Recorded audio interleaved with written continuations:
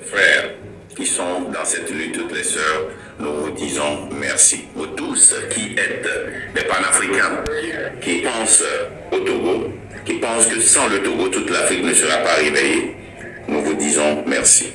Vous qui nous aidez dans cette lutte. Merci, merci infiniment. Alors, vous savez, nous avions commencé cette lutte. Et t'es pas, j'ai besoin de toi. Regarde dans ton inbox. Je viens te voir. Et t'es pas, je viens te voir. Regarde dans ton inbox. Je t'ai envoyé un message. Merci. Vous savez, quand on a commencé cette lutte-là, on avait été vraiment clair de ce qu'on voulait. C'était clair, limpide comme de l'eau. On a très bien dit que le Togo ne va pas. Le Togo ne peut pas changer. Merci pour les cadeaux. Le Togo ne va pas changer. On a donné 60 ans à un père et au fils pour changer le Togo, mais ils ont cassé le Togo, ils ont brûlé le Togo, ils ont dévasté le Togo, ils ont pillé le Togo de tous ses biens humains, de tous ses biens dans le sous-sol, de tous ses biens financiers et les financiers. Tout a été pillé.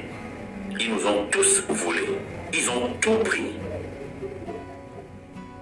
Tout. Et le Togo est à néant. Nous avions eu une opposition qui, depuis les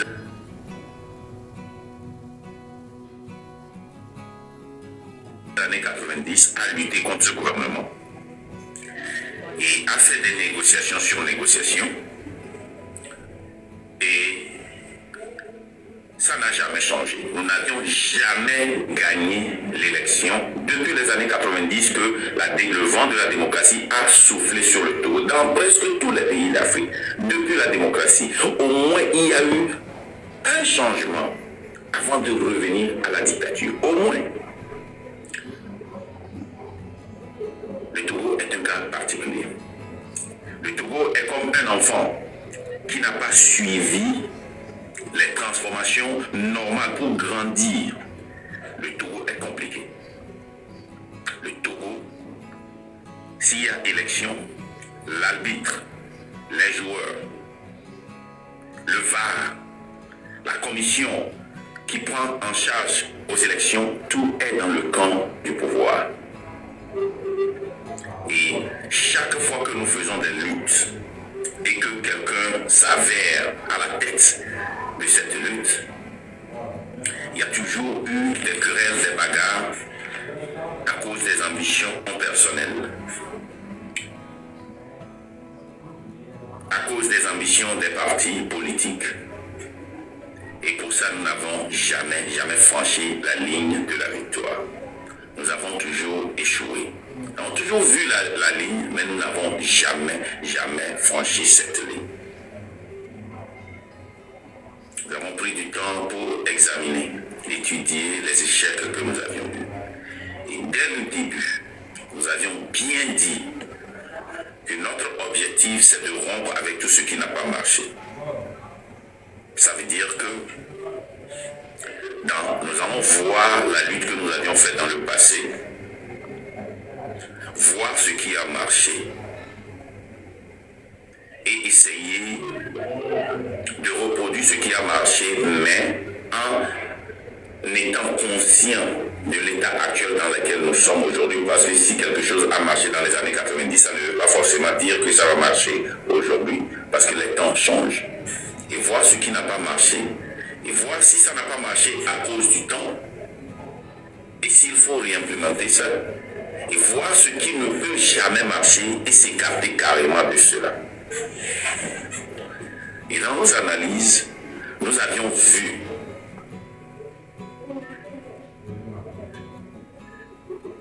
que la plaie maîtresse, qui est toujours source de division, est le fait que certaines personnes pensent qu'ils sont légitimes et que sans eux,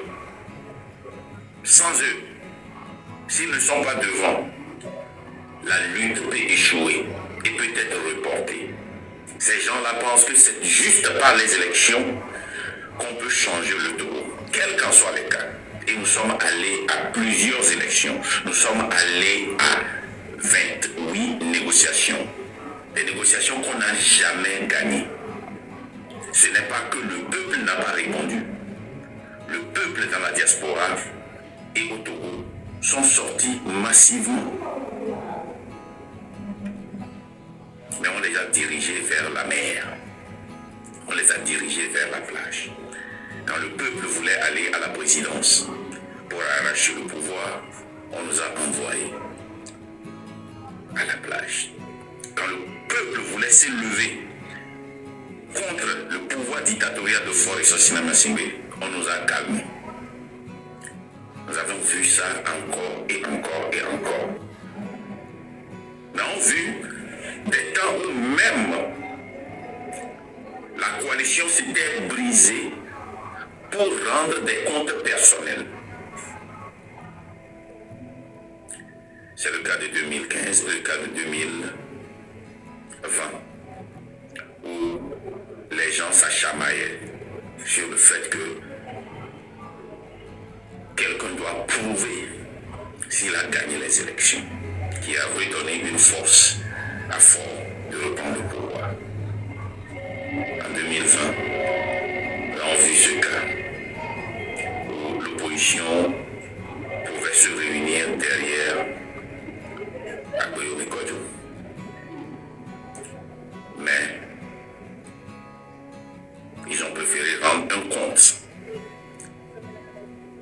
et ont demandé à leurs frères de l'opposition de prouver au pouvoir qu'ils ont gagné. Ils se moquaient en plein air, dans les rues, avec des mégaphones, se moquaient d'eux. Et à son âme, il n'est plus. Le père, qui était le mastermind de l'élection, qui a mis Agboyome Kodjo à la tête, a aussi péri à l'étranger. Au Togo, si tu veux lutter pour un changement, tu finis soit au cimetière, soit en prison ou en exil. Ou tu restes au pays et tu es démuni de tout, tu es réduit au néant. Nous avons décidé de changer ça. Et pour changer ça, il faut rompre avec tout ce qui n'a pas marché. Et tout ce qui n'a pas marché veut dire que nous ne pouvons plus laisser les dirigeants de l'opposition prendre le devant. Les gens se sont opposés à nous farouchement. Ils nous ont dit que nous sommes en train de diviser. Nous avons dit oui, nous sommes venus pour séparer ceux qui ne veulent pas la lutte et ceux qui veulent leur poche. On nous a dit que nous sommes des diviseurs. On nous a accusés. On a dit que les réunions, le temps des réunions est passé. Il faut une révolution populaire, comme au Sénégal, comme au Burkina, comme en Tunisie, et partout dans le monde là où nous avions vu ça. Nous avons vu une révolution populaire pour protéger le président malien. Le peuple s'était levé. L'armée malienne ne pouvait rien faire contre l'Occident s'ils ont décidé de les bombarder. On aurait vu la Libye, on aurait vu la Côte d'Ivoire. Mais le peuple togolais et le peuple malien étaient sortis comme un bouclier pour protéger leur présidence et faire partir l'ambassadeur de la France au Mali. C'est ce que nous voulons répliquer. C'est le seul moyen pour faire partir une dictature, à part les coups d'État. Et nous n'avons pas une armée républicaine pour compter sur eux pour faire un coup d'État. Nous n'avons pas un Ibrahim Traoré.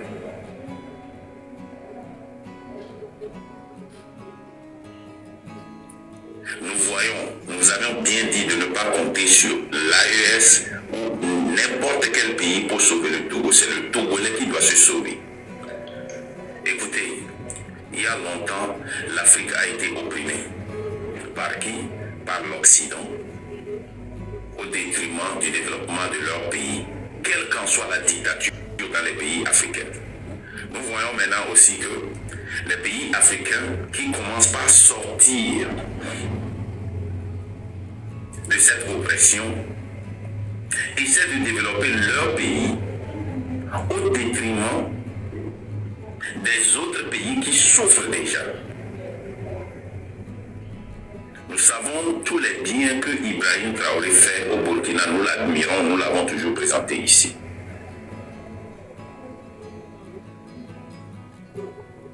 Mais au détriment du développement de la côte du Burkina Faso, il travaille avec le sanguinaire Fort et Sosina Miassingbe. Il a décoré le ministre Doucet. Il vient de recevoir Adebayor qu'il a joué avec, et tous les panafricains sont en train d'hisser très haut sans savoir, ou bien sans avoir un remords sur le fait que Adebayor est un participant actif de la dictature au Togo. Mais en anglais on dit it is what it is. Nous n'allons pas compter sur qui que ce soit pour faire cette lutte. Le Burkina n'a pas compté sur le Togo et le Togo ne va pas compter sur le Burkina. Le Mali n'a pas compté sur le Togo et le Togo ne va pas compter sur le Mali. Le Niger n'a pas compté sur le Togo ne va pas compter sur le Niger. Le Sénégal n'a pas compté sur le Togo ne va pas. Bref, le Togo ne compte sur personne. Même si nous sommes enclavés par 3 pays et la mer, nous allons faire cette lutte-là pour nous libérer. Il y a une semaine, l'opposition a lancé un meeting sur le 23 mars et ils se sont réunis. Nous avions vu le résultat. Et quand nous, on a essayé de les critiquer, on a vu de loin qu'ils sont en train de préparer les élections municipales. On nous a dit que nous ne sommes jamais satisfaits. D'accord, nous ne sommes jamais satisfaits. Mais pas plus que quelques jours maintenant, qui sont tous en train de sortir et dire que la présidence ne peut être gagnée que par des élections. Que l'Assemblée ne peut être gagnée que par des élections. Que les postes ne peuvent être gagnés que par des élections. Que nous devons retourner aux élections pour gagner et pour pouvoir prendre la présidence. Oubliant que l'arbitre, l'observateur, est le parti au pouvoir. Nous, on veut que Ford quitte avec tout le système. Et c'est la lutte que nous allons mener jusqu'à la fin. Il peut sembler que nous sommes en train de grimper une montagne. Oui, c'est vrai, nous grimpons une montagne. C'est difficile, nous l'avions avoué. C'est très, très, très difficile. Mais nous n'allons pas abandonner. Nous allons continuer jusqu'à ce que nous voyons le départ de Ford et de son système. Nous savons que cette lutte, elle n'est pas seulement contre Ford. Elle est contre les frères et sœurs qui disent qu'ils veulent un changement, mais qui luttent contre nous. Ces mêmes personnes qui nous disent que nous ne pouvons pas lutter entre nous pour pouvoir gagner le pouvoir, luttent contre nous, nous diffament, nous dénigrent. Nous avons vu les audios sur Mme Adiamagbo. C'est entre eux, les leaders des partis politiques, pour les dénigrer. Dénigrer cette dame qui avait été attaquée à côté de Guy Sagna. Nous avons entendu tous ces audios. Il y en a plein que nous avions entendus. Se moquant d'elle, qu'elle n'a pas pu réunir, c'est qu'elle dit qu'il y avait 50 personnes, que c'était 40 personnes, qu'elle n'a pas le pouvoir de réunir, qu'ils sont là en train de la voir. Même si, quand elle était sortie pour porter son support à la marche du 23 mars, ils sont sortis pour la moquer. Qu'elle veut seulement qu'on dise que si elle n'était pas venue, il n'y aura pas de monde. Qu'ils n'ont pas besoin d'elle. Avec cette bagarre, dans des façades d'union qui a toujours terni la lutte, comment est-ce que vous pouvez compter sur ces gens-là pour pouvoir sortir sortir le Togo de sa misère. Ces gens n'ont pas la capacité. Ils n'ont pas la volonté. Ils ne veulent pas que le pays change. Moi, je le dis haut et fort. Je le dis que ces gens-là ne veulent pas le changement que nous voulons.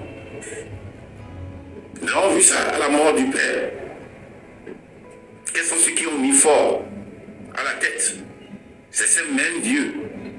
Parce qu'ils ont vu que Fort a grandi dans la même maison que leur fils, leur fille, leur petit-fils et petite-fille. Ils ont pensé qu'en mettant Fort au pouvoir, ils auront l'ascenseur, ils auront l'escalier. Voilà ce que vous avez produit. C'est nous qui avions produit Fort.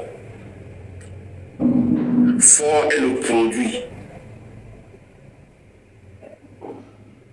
de ces barons qui étaient là, qui n'avaient qu'une seule opportunité de lutter contre Fabaré Nachaba, préserver la Constitution pour qu'on puisse gagner. Aujourd'hui, Fort est devenu un monstre que nous avons élevé. C'est nous qui avons nourri ce monstre. C'est sanguinaire. Parce que vous étiez toujours au privilège, au biblos, vous étiez toujours dans cette boîte de nuit avec ce jeune. Vous faisiez la fête dans sa maison. Vous pensez que ce gars-là, qui n'a jamais lavé une assiette, ou une assiette on dit, qui n'a jamais lavé une assiette, qui n'a jamais cuit un œuf, qui n'a jamais cuit une spaghetti. Vous pensez que ce gars-là, qui est né avec une cuillère d'or dans la bouche, allait sauver le Togo.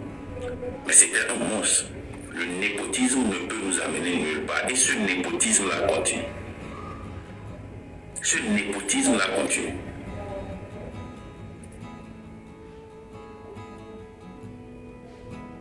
Il y a certains qui pensent que tu dois venir d'une partie particulière du Togo, d'une région particulière, pour faire cette lutte, pour être au devant de cette lutte.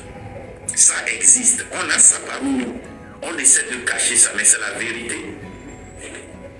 Ce tribalisme-là existe encore. On pense que tu dois venir d'une région du Togo pour être devant cette lutte. Et ceux avec qui tu as grandi même ne vont pas te lâcher si tu ne viens pas de cette partie, cette région du Togo. Même s'ils savent que ce que tu fais est bien, ils ne vont jamais t'approcher. Si Marc Nda venait d'une autre région et était suivi par des Togolais comme ça, tous allaient venir le supporter.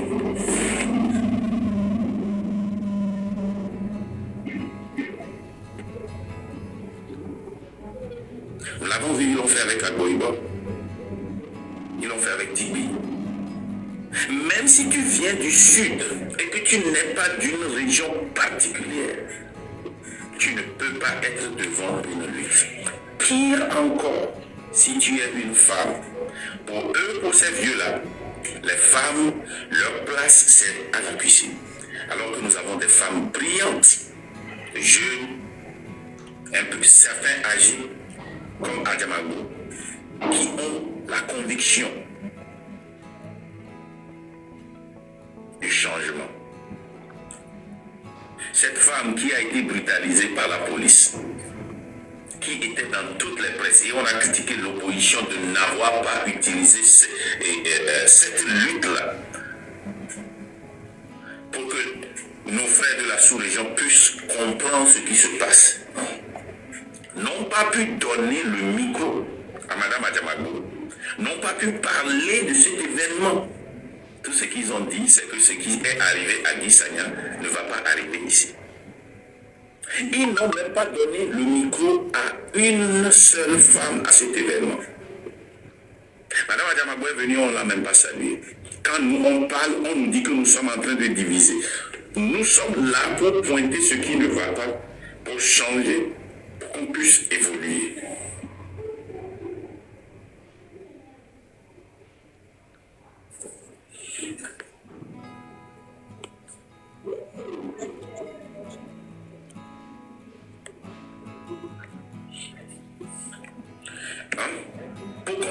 évoluer.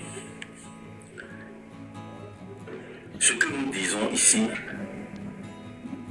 si nous ne prenons pas le changement de notre situation en main et nous pensons que c'est certains leaders qui vont venir changer ce qui se passe, s'ils ne l'ont pas fait en 30 ans.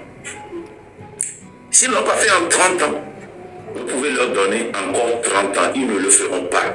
Ces gens ne veulent pas quelqu'un pour les changer dans leur parti. Nous avons vu constamment, depuis les années 90, tous les partis politiques, les fondateurs, quand ils meurent, le parti meurt. Tant qu'ils sont à vie, et même s'ils doivent porter des couches, personne ne peut les remplacer. Tant qu'ils sont les pères fondateurs, ils sont automatiquement les candidats présidentiels, même s'ils n'ont pas la compétence, la capacité.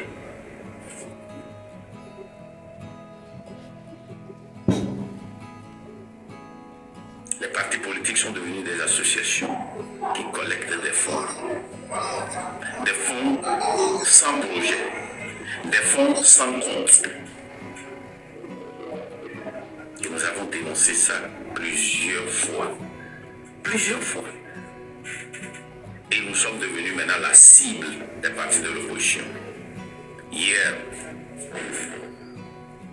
les mêmes personnes qui disent qu'ils ont quitté le train, je parle de Kodjo, qui disent qu'ils ont quitté le train parce que nous attaquons les leaders des partis politiques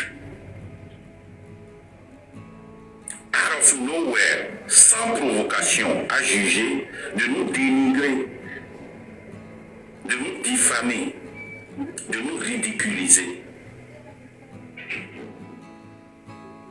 Les mensonges qu'on n'a pas tardé dans les secondes qui ont suivi à démentir. Et c'est dans cette lutte que nous sommes, Nous sommes dans cette lutte parce que nous faisons une lutte contre une institution qui a même plus de force que le pouvoir, qui nous empêche d'évoluer. Cette institution qui existe depuis, ils sont tous à Lomé. Tous les partis majeurs du Togo, et leurs fondateurs et leurs présidents sont à Lomé. Eux, ils peuvent dire du n'importe quoi. Ils travaillent pour le gouvernement. Ils vivent bien. Et ils ne sont jamais arrêtés. Je ne suis pas en train de demander au gouvernement de les arrêter pour nous prouver qu'ils sont des opposants, hein. Mais je suis en train de narrer un fait. Ils sont là. Ils peuvent tout dire. Ils peuvent appeler fort à n'importe quel moment. Parce qu'ils sont convenants et que fort peut les utiliser pour dire à nos frères de l'Afrique de l'Ouest, de l'Afrique, de l'Occident qu'il y a une démocratie au Togo, il y a des élections, il y a une assemblée, il y a l'opposition. Parce qu'ils les utilisent pour se légitimer, il n'a pas de problème. Quel leader d'opposition est en prison?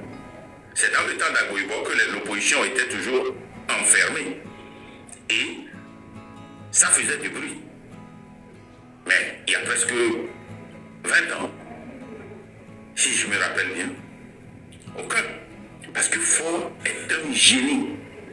Il sait que ça pourrait être utilisé.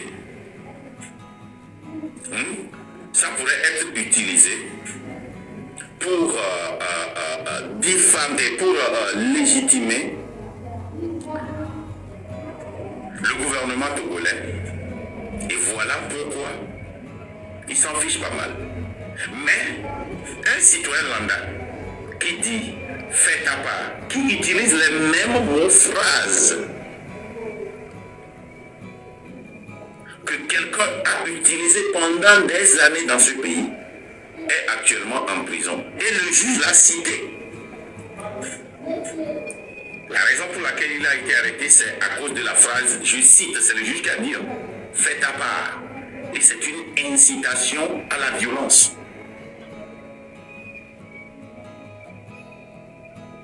C'est une incitation à la violence.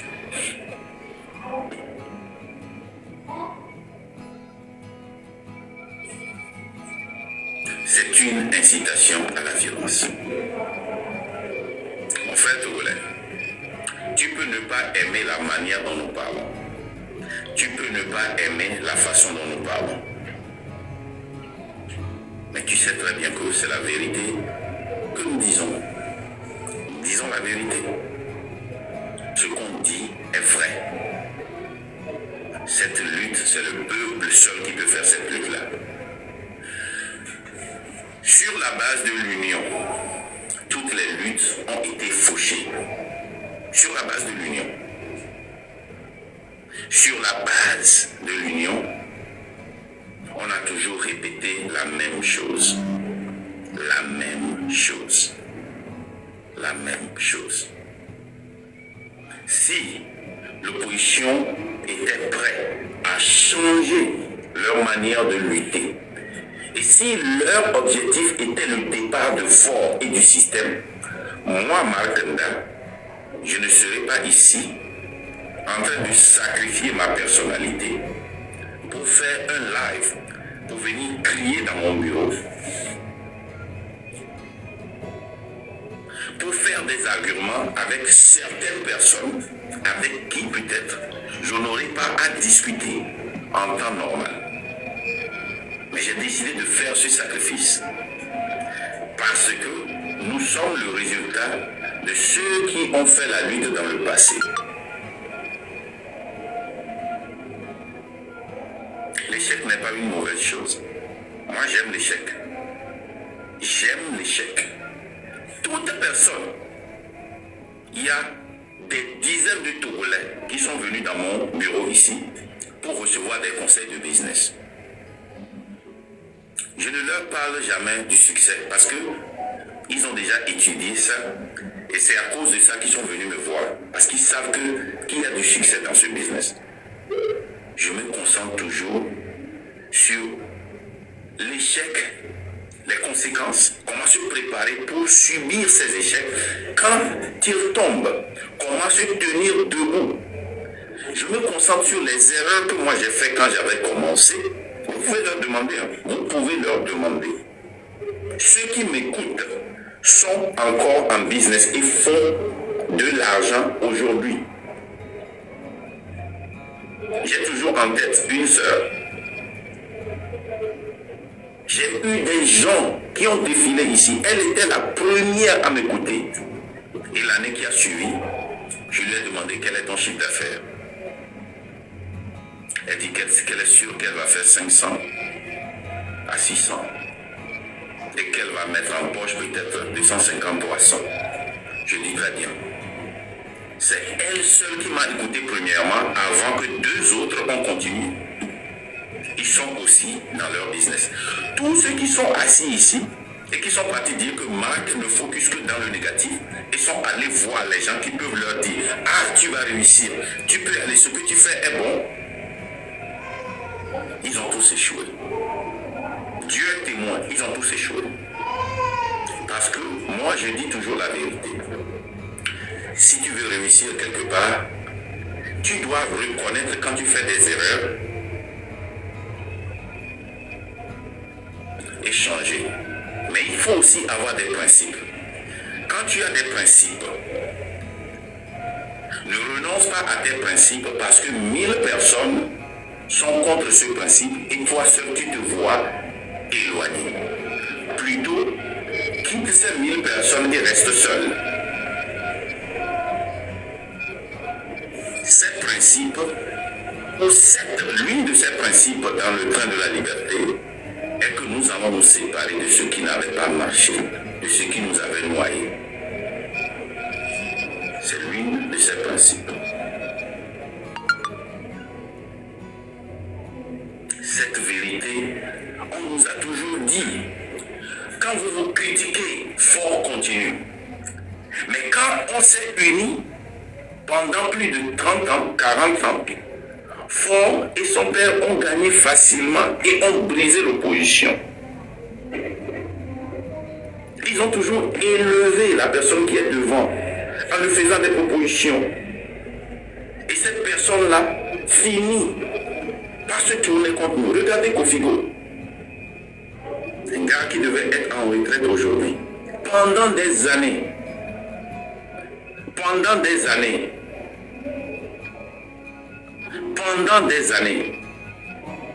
mais qui est mon cause là? Tu montre-moi, tu es sérieux. C'est pas ton live, mon frère. C'est mon live. Tu ne viens pas ici demander qu'on te montre. Tu es qui? Tu es qui? S'il est temps de monter les gens, on va te monter. Tu continues pas à t'écrire, montre-moi, je suis sérieux. Mais mon frère, va ouvrir ton live et parle de ce que tu veux parler.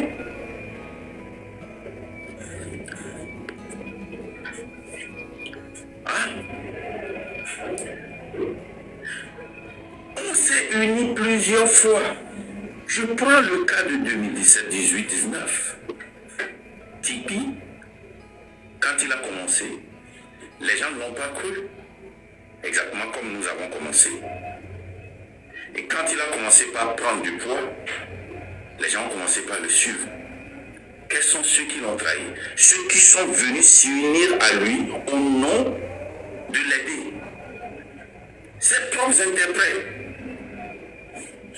Et après, les vieux de Thème l'ont appelé et dit, hey, comme tu es du Nord et tu sais que les gens du Sud là, ils ne vont pas te suivre, va t'allier avec les gens du Sud. Eux, ils vont commencer le travail. Au Sud, toi, tu vas commencer. Alors que c'était une fausse histoire. Le Tourlaine Landa s'en fout de qui est devant. Eux, ils veulent seulement le changement. Eux, ils veulent seulement le changement. Et dans ce changement, si Tipeee était resté fidèle à son principe et était resté focus, aujourd'hui, nous ne serons pas ici. Il pouvait être un bon président ou un mauvais président, mais le système aurait changé et on aura l'opportunité tous les 4 ou 5 ans changer un autre président. Mais qu'est-ce qui s'est passé? Au nom de l'Union, Tipeee est où aujourd'hui? Vous vous êtes une fois posé la question, pourquoi depuis tous ces remue-ménages, cet intellect, cet homme charismatique, cet homme qui nous a tous réveillés encore quand on était mort,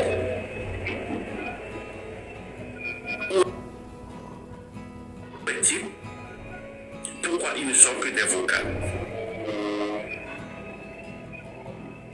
Parce qu'il sait que s'il sort, il y aura des questions et il doit répondre. Ou s'il sort, il sera anéanti. C'est la raison pour laquelle Tipeee ne sort pas. Ça, c'est ma spéculation. Je ne sais pas, mais je me pose cette question.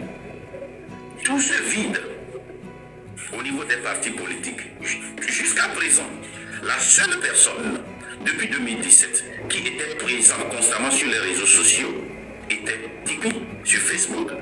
Il faisait ce qu'on appelle ici aux États-Unis town hall.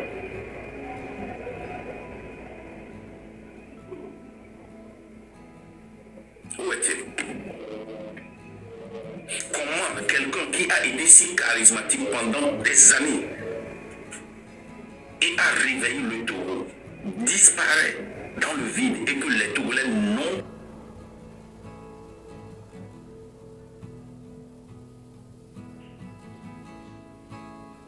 pas de réponse sur là où il est? Les membres de ces partis politiques, il n'y a personne pour sortir et dire que notre leader charismatique n'est pas disponible, mais nous allons faire le travail à sa place en attendant qu'il revienne. Pourquoi ce vide?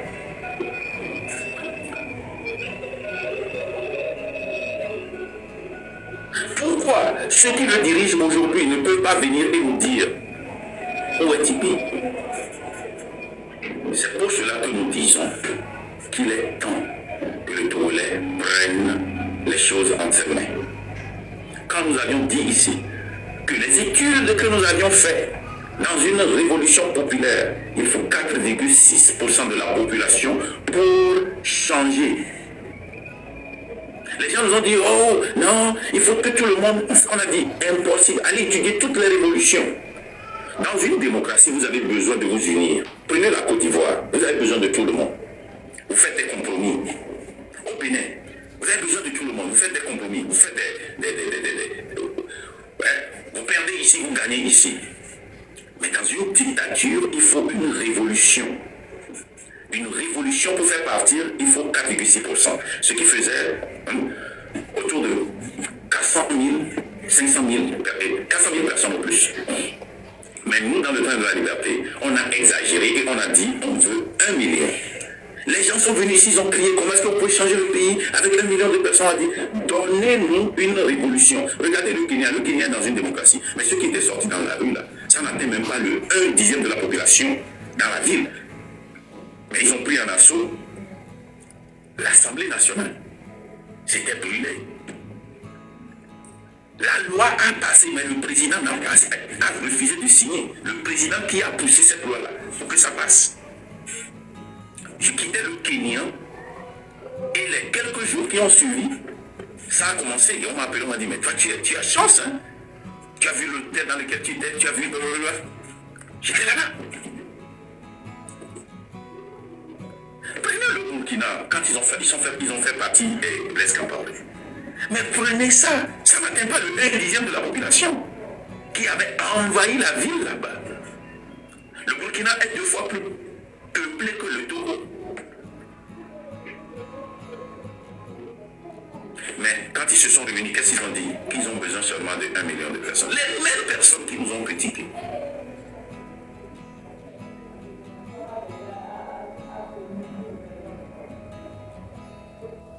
Donc ce que nous disons est simple. Comment est-ce que nous voulons changer le tout?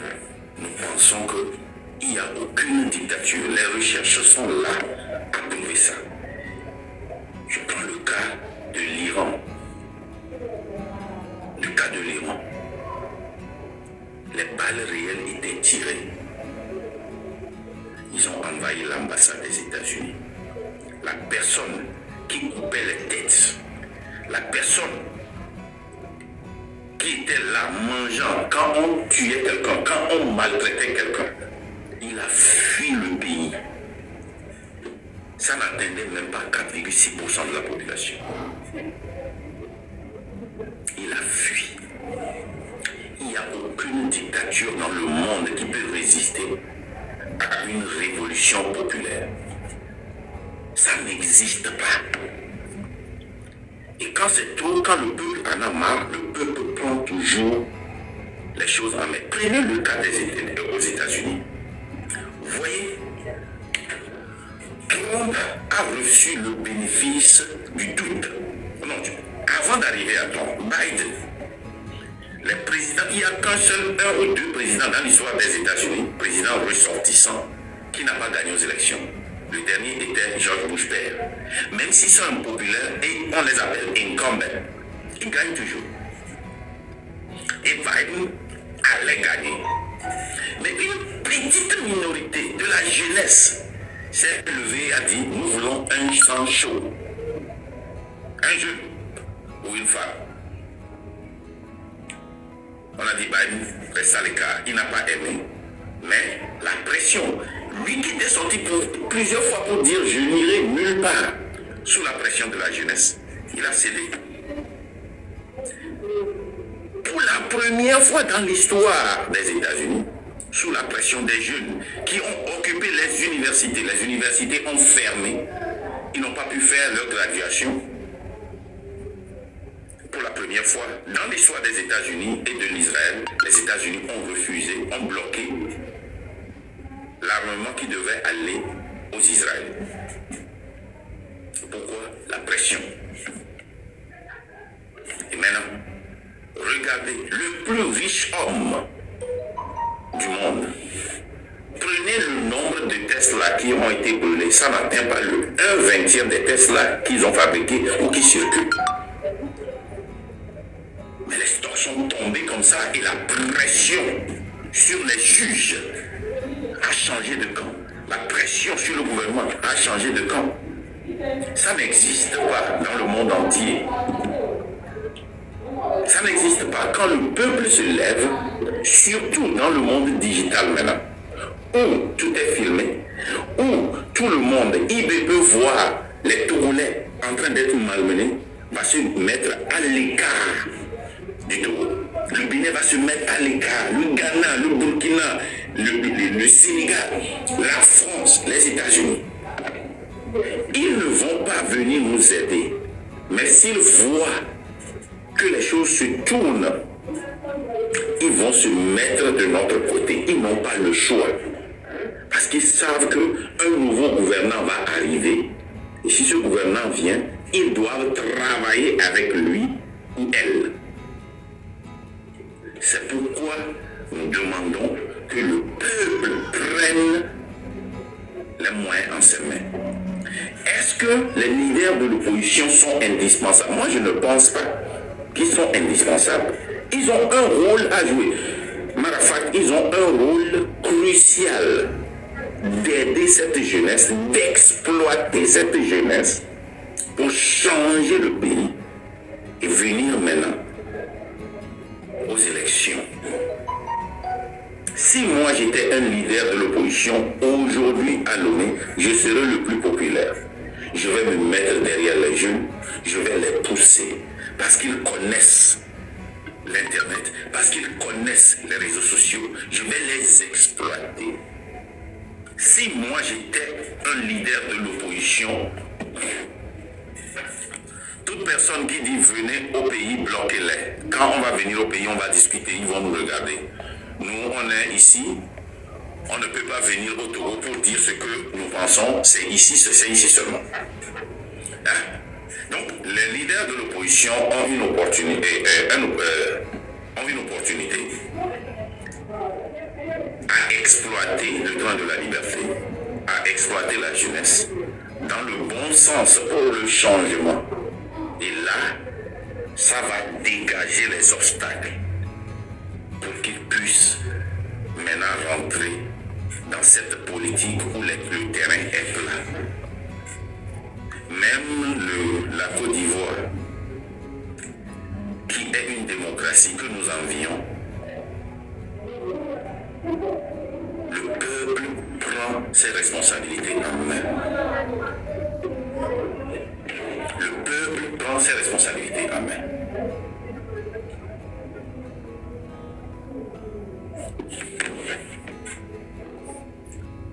Le peuple, même en Côte d'Ivoire, vous allez voir presque tous les lives qui sont allumés, qui sont avec Gbagbo ou Ouattara, qui sont contre Gbagbo ou contre Ouattara. Les lives sont là, ils discutent. C'est ça le buzz. Les pays qui réfléchissent, les pays dans lesquels le peuple prend son sort à main quand il y a un problème, ils laissent les bérets quelque part, ou bien ils font un petit béret et ils s'occupent du problème de leur pays. On vit ça au Gabon, on vit ça au Congo, quand le Congo a été attaqué. Tous les blogueurs ont laissé leur béret. Ils ont laissé tout leur béret pour faire face à l'ennemi, pour parler de leurs problèmes, qu'ils soient pour ou contre, qu'ils soient contre le président ou pour le président. Mais chez nous, dans l'histoire de la lutte pour libérer le Togo, depuis 1963, nos influenceurs, nos blogueurs, nos chanteurs, vous pouvez compter au bout de vos doigts, depuis 1963, qui ont lutté aux côtés du peuple. Les blogueurs, zéro. Les influenceurs, zéro. Plutôt, ils attaquent. Plutôt, ils viennent donner des conseils. Plutôt, ils viennent nous exploiter. Nous sommes à un temps critique. Nous sommes à un temps critique où tout le monde doit prendre conscience. Moi, je l'ai dit ce matin dans un live. Les blogueurs restent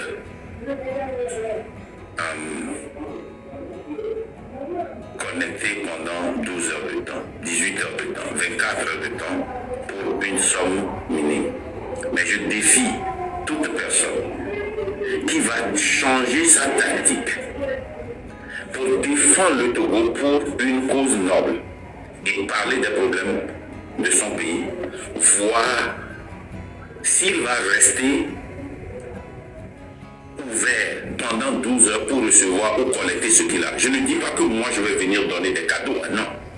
Mais je connais les activistes. La majorité des activistes, c'est des gens qui sont rassasiés. La majorité. La majorité des gens qui luttent pour un changement dans un pays sont des gens qui sont déjà à l'aise, mais qui voient que les conditions dans lesquelles les gens la vivent n'est pas bon, il faut que ça change. Les gens tapotez, les gars, le live est signalé, s'il vous plaît. S'il vous plaît. Oh, ne coupez pas ce live, s'il vous plaît. Oh, vraiment. Les gars, ne laissez pas ce qui nous est arrivé il y a de cela une semaine, nous arrive encore. Tapotez, s'il vous plaît. Mais je vais continuer par parler. Si ça s'éteint, je vais réallumer. Donc ne partez pas. Si ça s'éteint, je vais réallumer. Mais je défie toute personne qui essaie, qui a décidé de sacrifier ses vacances. Parce que vous venez en vacances et vous êtes en prison virtuelle. Vous vous déplacez de maison en maison parce que vous avez peur qu'on va vous arrêter. Donc vous êtes déjà en prison.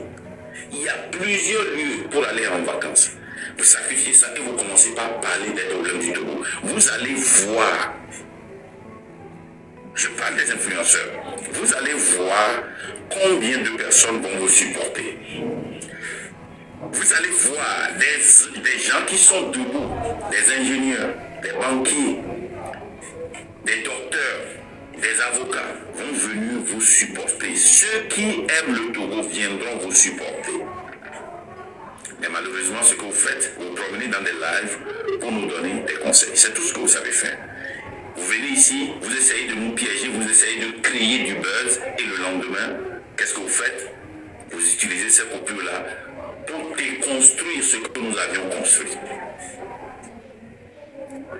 Ce qui m'étonne encore, c'est qu'il y a des gens dans le gouvernement, quand tu vois leur passé, c'est des gens qui ont grandi comme nous. Moi, qui a grandi pauvre, qui est connu par beaucoup de gens parmi les 630 personnes qui sont ici à Djidjolé. L'un des enfants des 12 qui ramassait de la nourriture pour manger, qui mangeait dans les poubelles, qui allait à l'université pour chercher des gobies.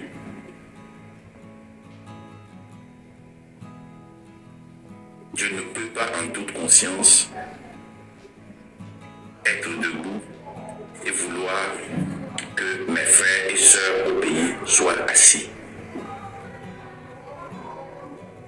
Mais quand vous voyez Yark, sa maman ressemble à la maman d'un de mes amis d'enfance qui s'appelle Abel Kondo. Sa maman vendait du coco. Sa deuxième maman vendait du waché. On allait là-bas. C'est eux qui nous nourrissaient. Quand il y avait Kanzo, le bas du riz, il amenait, on mangeait. Des fois, sa maman nous donnait coco. Sa maman a vu comment nous avons grandi. Je ne vois jamais Abel devenir un ministre et opprimer les enfants de Djidjolé. Sa maman ressemble à mon ami d'enfance que je n'ai plus vu il y a des dizaines d'années. Poussoli Manuero. Sa maman faisait du pain. Et quand ils vendent du pain, il y a quelque chose qu'on appelait le pain d'hier, les soponons. Sa maman nous donnait ça.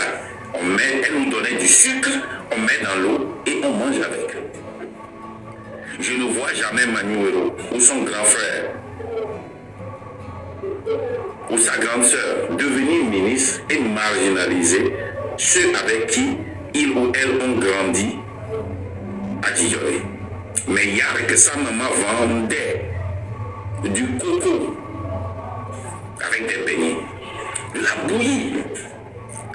faut être tellement pauvre pour vendre ça. Il faut être dans la classe des pauvres, ou bien au moins dans la classe moyenne. Mais ce Yark maintenant marginalise les pauvres. Presque tous ceux qui sont des généraux, des commandants, des colonels dans l'armée ou dans la gendarmerie viennent d'une famille pauvre. Ils sont les seuls qui ont de grandes maisons avec leurs amis dans le gouvernement, dans leur village. Si vous voyez une voie qui est bitumée ou pavée, ça part du goudron à leur maison et ça s'arrête là. L'exemple, c'est mon village. Nous, les Cambermans, quand vous allez à Nadouba, vous allez à Bukumbe.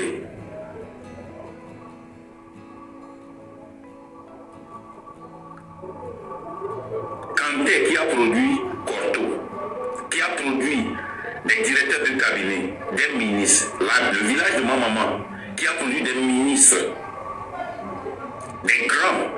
Allez voir, c'est comme de la poussière. Si vous voyez une maison en ciment, ça appartient à un ancien ministre, à un ministre, à un préfet, à un député, ça s'arrête là. Les élus ne viennent plus au village. Quand ils viennent, ils sont accueillis comme des présidents. Le peu que les villageois ont, ils mettent ça à leurs pieds, ils s'abaissent. On tue des poulets, on tue des chiens, on tue des bœufs, on tue des moutons pour les satisfaire. Et mes frères et sœurs qui sont au village aussi, quand on nomme un ministre, un directeur de cabinet, un maire chez eux, c'est la fête. Ils sont considérés. Mais les gens là n'ont jamais amené quelque chose au pays. Chez moi, ma petite sœur,